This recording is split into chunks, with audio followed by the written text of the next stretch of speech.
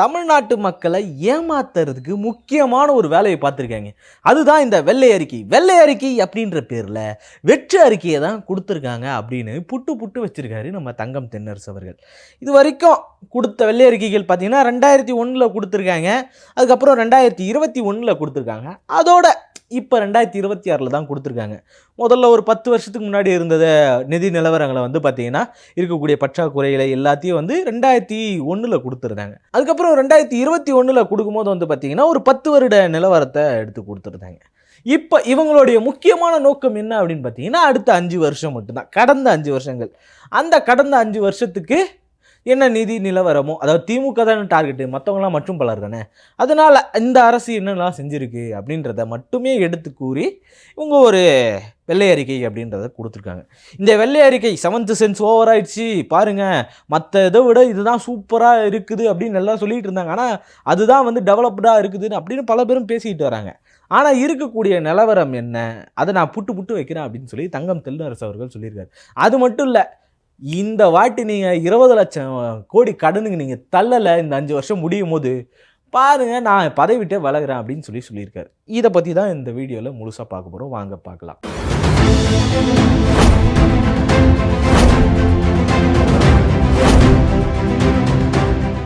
வணக்கம் தமிழ் சொந்தங்களே. அதாவது தங்கம் தென்னரசு அவர்கள் நான் பதவி விலகிறேன்பா, இந்த 5 வருஷம் சப்போஸ் அதை மீறி ஒரு 5 வருஷம் இவங்க மட்டும் ஆட்சி அமைச்சிட்டாங்க, ஆட்சியை நடத்திட்டாங்க அப்படின்னா ஒரு 20 லட்சம் கோடி கடன் சேர்த்துருவாங்க. அப்படி சேர்க்கலை, இவங்க இந்த அளவுக்கு அதிகமாக்கலை அப்படின்னா நான் பதவி விலகிக்கிறேன் அப்படின்ற மாதிரி சொல்லியிருக்காரு. ஏன் இவர் இப்படி சொன்னார்? இதுக்கான காரணம் என்ன? நேற்று கொடுத்த வெள்ளை அறிக்கை திமுக அரசு சும்மா கடுகெடுத்து போயிருக்கு அப்படின்னு சொல்லி தாவேக சைடில் எல்லாரும் சொல்லியிருக்காங்க. ஆனால் உண்மையான இந்த வெள்ளை அறிக்கை என்ன சொல்லியிருக்கு அப்படின்றதுக்கு மிகப்பெரிய ஒரு உதாரணம் என்ன அப்படின்னு பார்த்தீங்கன்னா, ஒரு சின்ன எடுத்துக்காட்டோடு நான் சொல்கிறேன். 59 ரூபா கிட்டத்தட்ட நஷ்டம் அப்படின்னு வந்து 2021 பிடிஆர் அவர்கள் இந்த வெள்ளை அறிக்கை கொடுக்கும்போது சொல்லியிருந்தார். என்ன அப்படின்னு பார்த்தீங்கன்னா 59 ரூபா ஒரு கிலோமீட்டருக்கு ஒரு பஸ்ஸு அரசு பேருந்து 1 கிலோமீட்டருக்கு பயணம் பண்ணுதுன்னா அதில் 59 ரூபா நஷ்டமாகுது அப்படின்னு சொல்லியிருந்தார். 79 ரூபா செலவாகிறதாகவும் அதில் வெறும் 25 ரூபா கிடைக்கிறதாகவும் மீதி 59 ரூபா நஷ்டமாகிறதாகவும் சொல்லியிருந்தார். இப்போ இது கேட்டதும் பகீர்னு இருந்துச்சு, 59 ரூபா நஷ்டமாகுதா அப்படின்ட்டு. இப்போ இவர் நம்ம மிகப்பெரிய அப்படி பெண்கள் பாதுகாவலராக இருந்தார், அவர் பேர் என்ன, நம்ம நிதித்துறை அமைச்சர் மரிய வில்சன் அவர்கள். அவர் தான் நேற்று கொடுக்கும்போது என்ன சொன்னார் அப்படின்னு பார்த்தீங்கன்னா 53 ரூபா நஷ்டமாகுது அப்படின்னு சொல்லியிருந்தார். யோசிச்சு பாருங்கள், அப்போது அவங்க கொடுக்குற இடம் பாருங்கள். அப்போது பேருந்துக்கு பெண்களுக்கும் கட்டணம் இருக்குது, கோவிட் நேரம், அந்த நேரத்தில் 59 ரூபா நஷ்டமாகுது. இப்போ அது எல்லாத்தையும் சமாளித்து அந்த நஷ்டம் இருக்கும்போதே தான் வந்து பார்த்திங்கன்னா பெண்களுக்கு இலவச பேருந்து பயணம் அப்படின்னு ஒன்று கொடுக்குறாங்க, மகளிர் விடியல் பயணம் அப்படின்னு சொல்லிட்டு ஒரு வெறும் ஒயிட் போர்டில் மட்டும் கொடுக்குறாங்க. அப்போ அது வரைக்கும் புதிய பேருந்துகள் பெருசாக எதுவும் கிடையாது. அந்த ரெட் பஸ்ஸுன்னு ஒன்று வந்துச்சு, அது மட்டும்தான், அதுவும் பெரிய அளவில் வரல, ஒரு 2 மாடல் மட்டும் விட்டாங்க. அதுக்கப்புறம் அந்த பஸ்ஸஸ் எத்தனை வந்துச்சு நமக்கு தெரியும். ஏசி பஸ்ஸு எந்த மாதிரி மாற்றங்கள் கொடுத்தாங்க, அது தனியார் மயமாக்கப்பட்டதெல்லாம் சிலது இருக்குது. அதாவது எய்டட் மாதிரி, இப்போ தனியாரும் இருக்கும் அரசாங்கமும் இருக்கும் அப்படின்ற மாதிரியான சில வேலைகளை பார்த்தாங்க, மெயின்டைன் பண்ண முடியல அப்படின்றதுனால. அதனால் பல பாதிப்புகள் இருக்குது, அதுக்கு பின்னாடி வருவோம். அது திமுக மேலே இருக்கக்கூடிய குற்றச்சாட்டுகள், அதை நம்ம அதுக்கப்புறம் வருவோம். இப்போ இவங்க கொடுத்த இந்த வெள்ளை அறிக்கையில் என்ன பண்ணியிருக்காங்க அப்படின்னு பார்த்தீங்கன்னா ரொம்ப தெளிவாக 53 ரூபா அப்படின்னு சொல்லிட்டு கிட்டத்தட்ட 13% சேவ் பண்ணியிருக்காங்க. எப்படி இலவச பேருந்து பயணம் கொடுத்தும், நீங்கள் அதுக்கு முன்னாடி பார்த்தீங்கன்னா இலவச பேருந்து பயணம் கிடையாது, இப்போ இலவச பேருந்து பயணம் இருக்குது. அப்படி பேருந்து பயணங்கள் மகளிர் விடியல் பயணம் அப்படி இருந்தும் 7 ரூபா கிட்ட மிச்சம் பண்ணியிருக்காங்கல்ல. அப்போ எங்கேருந்து வந்துச்சு, எப்படி சேர்க்க முடிஞ்சிச்சு? இதை பற்றி ஏன் அவர் பேசவே இல்லை? பேசும்போது அவங்களே ஒரு வார்த்தை ஒத்துக்கினாங்க, என்ன அப்படின்னு பார்த்தீங்கன்னா எந்த ஒரு திட்டமும் வந்து வீண் திட்டங்கள்லாம் கிடையாது அப்படின்ற மாதிரி அவங்களே ஒத்துக்கிட்டாங்க. இப்போ அவங்க போட்டிருக்க முழு வேலையும் எதுக்காக, இந்த வெள்ளை அறிக்கை கொடுத்ததுக்கான ரீசன் என்ன அப்படின்னா, எனக்கு கொஞ்சம் காலதாமதம் கொடுங்கோ அப்படின்னு சொன்னார்ல, வெள்ளை அறிக்கையை நாங்கள் கொடுத்துருவோன்னு அப்பயே வெளியிட்டார்ல. அந்த வெள்ளை அறிக்கையோடைய வெளிப்பாடுகள் எப்படி இருக்குன்னா, எப்பா 2500 ரூபா தரேன்னு சொன்னேன், எங்கே வேணாலும், அதாவது திருவள்ளூர் இந்த பக்கம் எங்கே தமிழ்நாட்டோட எல்லை எந்த எல்லை தொடங்குதோ அந்த அடுத்த எல்லை எங்கே முடியுதோ குமரிக்கண்டம் வரைக்கும் இப்போ இல்லைன்னு வச்சிங்களேன், கன்னியாகுமரி வரைக்கும் பார்த்தீங்கன்னா நீங்கள் ஃப்ரீயாக போகலாம். பேக்கில் துணி மூட்டையை எடுத்து வச்சுக்கிட்டு சாப்பாடுக்கு பாடு கட்டிக்கிட்டு நீங்கள் பாட்டு போங்க, யார் உங்களை கேட்க போகிறா அப்படின்ற மாதிரி தான் விஜய் அவர்கள் பேசியிருந்தார். இப்படி பேசின அவர் இன்னைக்கு என்ன பண்ணுறது, இன்னும் விடியல் பயணத்துக்கு எதுவும் சொல்லலையே அப்படின்னு சொல்லி பெரிய எதிர்பார்ப்புகளை எதிர்பார்த்துக்கிட்டு இருக்காங்க. ஏதாச்சும் கொடுத்துருவாரு, எல்லா இடத்துலையும் ஃப்ரீயாக போகிற மாதிரி ஒரு அரசாணை கொடுத்துருவாரு அப்படின்ட்டு. ஆனால் இவங்க தான் கடன்னு சொல்லிகிட்டு இருக்காங்களே. சரி 2500 கொடுத்துருவாரு, ஆனால் இவங்க தான் கடன்னு சொல்லிக்கிட்டு இருக்காங்களே. இதில் எங்கேருந்து வந்துச்சு அப்படின்னா, கடந்த முறை நிதியாண்டில் 2026க்கான நிதியாண்டில் அவங்க கொடுக்கும்போது என்ன சொல்லியிருந்தாங்க அப்படின்னு பார்த்தீங்கன்னா 10 லட்சம் கோடி கடன் அப்படின்னு சொல்லியிருந்தாங்க. இப்போ எப்படி 3 லட்சம் கோடி அதிகமாச்சு? அப்போ இவங்க கணக்கில் காட்டலையா? அதுதான் நெசமா அப்படின்னு கேட்டிங்கன்னா, அதுக்கும் சேர்த்து நான் உங்களுக்கு புள்ளி விவரங்களோட விலாவரியாக நான் விளக்குறேன். இங்கே இவங்க ஏமாத்துறாங்க. அதாவது தாலிக்கு தங்கம்ன்ற பேரை மாற்றி இவங்க வச்சுருந்தாங்கல்ல புதுசாக ஒரு பேர், என்ன அப்படின்னு பார்த்தீங்கன்னா தாய்மாமன் சீரு, அண்ணன் சீரு. இந்த சீரெல்லாம் இப்போ செய்ய முடியாது. இவங்க என்ன மாதிரியான சீர் செய்வாங்கன்னு நமக்கு தெரியும். மாற்றம்ன்ற பேரில் என்னெல்லாம் பண்ணுவாங்கன்றது நமக்கு தெரியும்.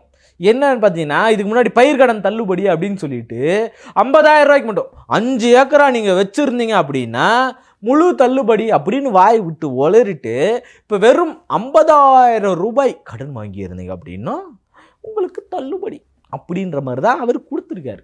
இப்போ இதிலிருந்தே தெரியுது அவருடைய நிலைமை என்னன்ட்டு. அதை மீறியும் இங்கே போராட்டங்கள் நடந்துச்சு. போராட்டத்தின் விளைவு, போராட்டத்தை சமாளிக்க முடியாத விளைவு தான் அது 75,000 விரிவுபடுத்தினேன் அப்படின்னு சொல்கிறார். விரிவுபடுத்தினு சொன்னார். ஒத்துக்கங்க, ஒரு அரசாட்சி இது வரைக்கும் திமுகவும் சரி, திமுக கூட ஒரு இடத்துல ஒத்துக்கிட்டு இருக்கு, தாராளமாக சொல்லலாம், திமுக கூட ஒரு இடத்துல ஒட்டுக்கிட்டு இருக்கு. இதுக்கு முன்னாடி இருந்த எந்த அரசாட்சி இவங்க போராட்டம் பண்ணாங்கப்பா, அந்த போராட்டத்தின் விளைவாக தான் நாங்கள் இதை மாற்றி கொடுக்குறோம், தொழிலாளருக்கு பாதிப்பு வரும், மக்களுக்கு பாதிப்பு வரும், விவசாயிகளுக்கு பாதிப்பு வரும், பெண்களுக்கு பாதிப்பு வரும் அப்படின்னு அவங்க போராட்டம் எடுத்து வச்சாங்க அப்படின்னா அதனுடைய காரணிகளை உண்மையாக புரிஞ்சுக்கிட்டு நாங்கள் மாற்றி அமைக்கிறோம்னு சொல்லி வாய் திறந்து யாராவது சொல்லியிருக்காங்களா? அதை தான் கடைபிடிக்கிறார் விஜய் அவர்களும்.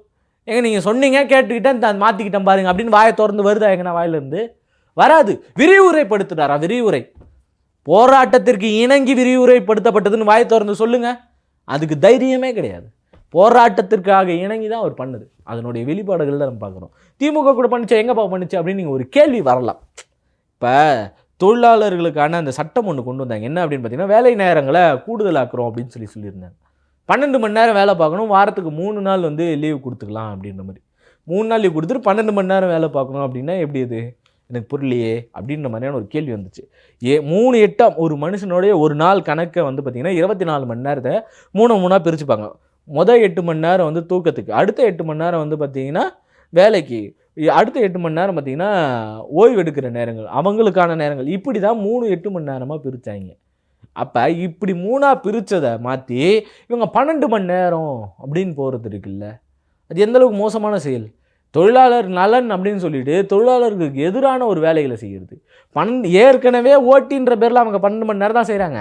அதுவே முதல்ல தப்பு, மிகவும் மோசமான செயல். நான் அவனுக்கு கூடுதலாக பணம் தரேன், கூடுதலாக உழைன்னு. அவனுக்கு முதல்ல சரியான பணத்தை கொடு, அவன் உழைக்கிறதுக்கு உண்மையான பணத்தை கொடு. இங்கே இருக்கிற எல்லாருமே தேவையோடு இருக்காங்க. இந்த நாடு எல்லாமே அப்படி தேவையோடு வச்சுருக்கு. இந்த முதலாளித்துவ அரசு தேவையோடு வச்சுருக்கு. அப்படி வச்சுருந்து அதுக்கு மேலே என்ன பண்ணாங்க அப்படின்னா 12 மணி நேரம் ஓட்டின்ற பேரில் வாங்குறது எல்லாமே பண்ணிக்கிட்டு இருக்காங்க. அந்த சூழலில் தான் 12 மணி நேரம் வேலை பார்க்கணும் அப்படின்னு ஒன்று மாற்றினார். எல்லா சைட்லேருந்தும் போராட்டம், எல்லா இடத்துலேருந்தும் போராட்டம், எல்லா தொழிற்சங்கங்களும் போராட்டம் பண்ணுது. குறிப்பாக திமுகவில் இருக்கக்கூடிய தொழிற்சங்கங்களே போராட்டம் பண்ணுறாங்க. அப்படி போராட்டம் பண்ணி அதுக்கப்புறம் அவரே ஒத்துக்கினார். மக்களுக்கு நலன் இல்லை அப்படின்னு ஒரு விஷயம் வருது அப்படின்னா அதில் பின்வாங்கிறதுல எந்த ஒரு தவறும் கிடையாது. போராட்டத்துக்கு என்னங்க எல்லாரும் போராடுறதுக்கு என்னங்க நாங்கள் கண்டிப்பாக பின்வாங்குறோம் அப்படின்ற மாதிரி அந்த திட்டம் மக்களுக்கு நலனுக்காக இது ஒத்தி வைக்கிறோம் அப்படின்ற மாதிரி சொல்லிட்டாங்க. அது கிடையாதுன்னு அனௌன்ஸ் பண்ணிட்டாங்க. இதுக்கு மேலே அந்த திட்டம் நிறைவேற்றப்படாது அப்படின்னு சொல்லிட்டாங்க. இப்போ எந்த அளவுக்கு வரவேற்கக்கூடிய ஒரு விஷயம் பார்த்துங்க. ஏன்னா தொழிலாளர் நலன் சொல்லிட்டு 12 மணி நேரம் மாற்றுறது மோசமான செயல். இப்போ அதை சொல்லி கேட்டு வாங்கிட்டாங்க. இங்கே என்ன பண்ணுறாங்க, விரிவுரையாக்கம் அப்படின்றாங்க. இப்போ விரிவுரையாக்கம் மேம்போக்க ஒரு பேரை சொல்லிக்கிறது இருக்குல்ல, எப்படி அது? அப்போ இவங்க போராடினாங்க, இந்த மக்கள் என்கிட்ட கேட்டுக்கிட்டாங்க அப்படின்ட்டு. மக்களை போராட்டத்தில் தான் எழுதிருக்கீங்க. ஒரே ஒரு சான்ஸ் கொடுங்க, இந்த சான்ஸ் இந்த வாய்ப்பை மட்டும் நீங்கள் கொடுத்தீங்க அப்படின்னா அடுத்த 5 வருஷம் இல்லை இல்லை இல்லை அடுத்த வர எல்லா வருஷத்துக்கும் நீங்கள் சொல்கிறத கேட்டு தான் நான் செய்வேன் அப்படின்னு சொன்ன விஜய் என்ன எங்கே? இங்கே அந்த வாய் எங்கே? நீங்கள் சொல்லணும்ல, செய்யணும்ல, சொன்னதை செய்யணும்ல. சொன்னதை மட்டும்தான் செய்வோம், சொல்லாததெல்லாம் செய்ய மாட்டோம், சொல்கிறதுக்கு மீறியே செய்வோம் அப்படின்னு சொன்னீங்க. சரி, சொல்கிறத எங்களால் செய்ய முடியும் அப்படின்னா தான் சொல்லுவோன்னு சொன்னீங்க. அது எதையும் செய்யலை. அப்படி செய்யாமல் இருந்து தப்பிக்கிறதுக்கான ஒரு வேலையாக தான் இந்த வெள்ளை அறிக்கை இல்லை வெற்று அறிக்கை கொடுத்துருக்கீங்க.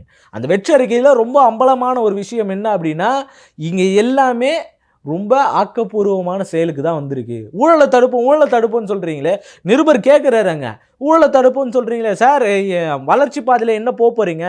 கடன் வாங்காத ஒரு அரசு காட்டுங்க பார்ப்போம். ஒரு அரசு கிடையாது கடன் வாங்காத, இது வரைக்கும் எந்த அரசும் செயல்பட கிடையாது. இப்போ கடன் வாங்கி தான் செயல்படணும் அப்படின்றது இருக்குது. நம்ம உங்கள் வீட்டில் என் வீட்டில் கடன் வாங்கின மாதிரி பேசிகிட்டு இருக்கீங்க. நம்மளாம் வாங்கினா ஒரு இடத்துல கட்டுறோம், முடிக்கிறோம். இப்போ என் கடனுக்கு போய் இன்னொருத்தங்க கொடுக்க முடியுமா? இல்லை என் பிள்ளையே தான் கொடுக்க முடியுமா? அது தவறான செயல் தானே. நான் வாங்கி திணிச்சு வச்சுட்டு போகிற மாதிரி தானே இது.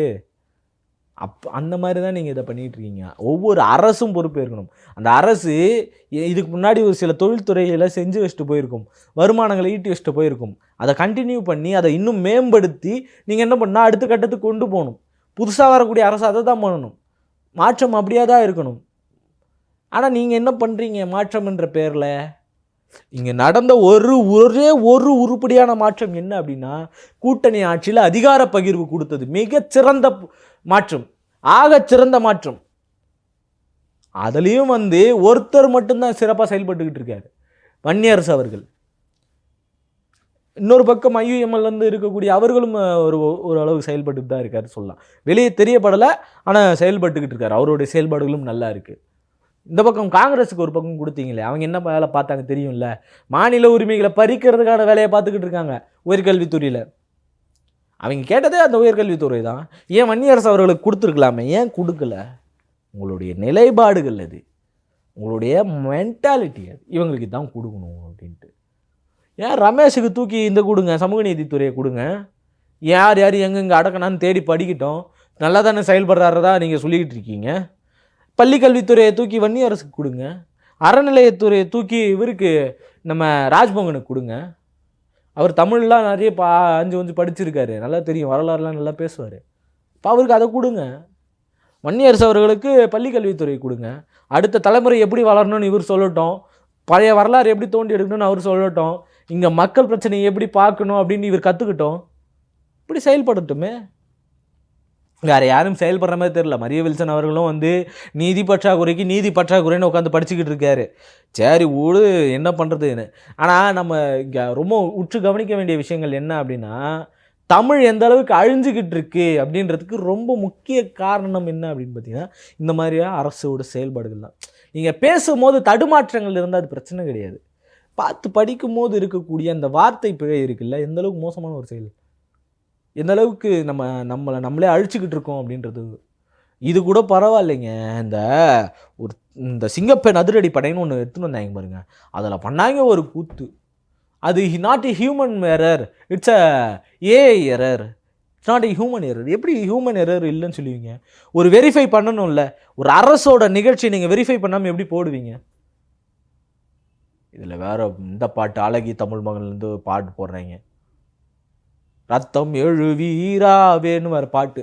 எங்கேருந்து வரும்? வீரம் வரணும்ல, உங்களுக்கு வந்துருக்கணும்ல. எப்படி அதை பண்ணலாம் அப்படின்னு சொல்லி முன்னாடியே செக் பண்ணியிருக்கணும்ல. ஒரு அரசு நிகழ்ச்சியில் தமிழ் பிழையாக இருக்குது. இப்போ இங்கே அரசில் ஒருத்தர் வெள்ளை அறிக்கை கொடுக்குறவர் தமிழ் பிழையாக படிக்கிறாரு. நிதிக்கும் நீங்கள் ஏதாச்சும் கஷ்டமான சொல்லாக இருந்தால் கூட பரவாயில்லைங்க. நிதிக்கும் நீதிக்குமா வித்தியாசம் தெரியாது? நீதி பற்றாக்குறை, ஆமாம் உங்கள் ஆட்சியில் நீதி பற்றாக்குறை தான். கேள்வி கேட்குறாங்க, நிருபர்கள் கேள்வி கேட்குறாங்க, எதுக்கும் பதில் சொல்ல கிடையாது. அந்த நிருபர்களே கடைசி நேரத்தில் என்ன பண்ணுறாங்கன்னு பார்த்தீங்கன்னா, எதுக்குமே பதில் சொல்லாமல் போகிறாங்க அப்படின்ட்டு அவங்க ஒருமையில் தான் சொல்லியிருந்தாங்க. அப்படி சொல்ல முடியாதுல்ல, எதுக்கும் பதில் சொல்லாமல் போகிறாங்க எனக்கு கிண்டல் பண்ணுறாங்க. அந்த அளவுக்கு கிண்டல் பண்ணக்கூடிய அளவுக்கு தான் உங்களுடைய ஆட்சிகளில் நடந்துக்கிட்டு இருக்கு, உங்களுடைய செயல்பாடுகள் இருக்குது. பதில் சொல்லாமல் போகிறீங்க, ஓடுறீங்க, திணறீங்க. இப்போ வெள்ளை அறிக்கைன்ற பேரில் விட்டு மாட்டிக்கினது தான் நிதர்சனமான உண்மை. மாட்டினீங்க, என்ன பண்ணுறீங்களோ பண்ணுங்க அப்படின்ற மாதிரி தான் இருக்குது. எப்படியும் இன்னும் கொஞ்சம் நாளைக்கு இல்லை அடுத்த 5 வருஷத்துக்குமே வந்து மோடி எப்படி பண்ணாரோ, அதாவது நேரு செஞ்சு வச்சதை இன்னும் தீர்க்க முடியல, நேருவும் இவங்களும் பண்ணி வச்சதை எங்களால் இன்னும் சரி செய்ய முடியல அப்படின்னு அவர் சொல்லியிருந்த மாதிரி நீங்கள் சொல்லுங்கள், திமுக செஞ்சு வச்சதையும் கடந்த 50 வருஷத்தில் செஞ்சு வச்சதையும் தீர்க்க முடியல. இதில் ஒன்று நிதர்சனமான உண்மை என்ன அப்படின்னா, அவங்க சொன்னதில் என்ன ஒத்துக்கணும் அப்படின்னா, இத்தனை ஆண்டு காலம் இல்லாத அளவுக்கான கடன் இங்கே வந்து இருந்திருக்கு. 60 ஆண்டுகள் 50 ஆண்டுகள் வாங்கின கடனை வந்து இப்போது 5 ஆண்டுகளில் வாங்கியிருக்காங்க. 5 ஆண்டுகளில் வாங்கியிருக்காங்க. எதுக்கு செயல்படுத்தியிருக்காங்க அப்படின்றத நீங்கள் சொல்லலை. அது நம்பர் 1. அது எந்த அளவுக்கு இன்றைக்கி வருமானம் வருது அப்படின்றத சொல்லலை. அது இன்னொன்று. ஏன்னா வெள்ளை அறிக்கை அப்படின்னா எவ்வளோ வருமானம் வருது, எவ்வளோ போகுது, எந்த அளவுக்கு கடன் இருக்குது, அதை சொல்லிட்டீங்க, அது பிரச்சனை இல்லை. அது திமுக ப்ளேம் பண்ணி ஆகணும். எந்த அளவுக்கு கடன் போகுது இப்படி எல்லாத்தையும் தெளிவாக சொல்லணும். அதாவது வருமானம் என்ன, அதில் இழப்பீடு என்ன, எந்த துறையில் எவ்வளோ நஷ்டமாகுது, என்னென்ன விஷயங்கள்லாம் இவங்க அனாவசியமாக பயன்படுத்தியிருக்காங்க, அப்படின்னு அனாவசியமாக எதுக்கும் பயன்படுத்தலை அப்படின்றத சொல்லியாச்சு, ஓப்பனாக ஒத்துக்கினாச்சு. அது மட்டும் நிதர்சனமான உண்மை. விஜய் அண்ணா ஸ்டேஜில் பேசுனதெல்லாம் பொய், அது மட்டும் கன்ஃபார்ம். என்னவோ நடந்து போச்சே, என்ன பண்ணுறது அப்படின்ற மாதிரி தான் இந்த நிகழ்ச்சிகள் எல்லாமே அமைஞ்சு போச்சு. அவங்களும் பெரிய மனவரத்தில் தான் இருக்காங்க, மாட்டிக்கணுமே அப்படின்ற மாதிரி. நீங்கள் என்ன நினைக்கிறீங்க இந்த வெள்ளை அறிக்கை பற்றி? நான் அந்த வெள்ளை அறிக்கையில் வந்தது திமுக மாட்டினதா தாவேக மாட்டினதா அப்படின்றத மறக்காமல் நீங்கள் சொல்லிட்டு போயிடுங்க. நன்றி, வணக்கம்.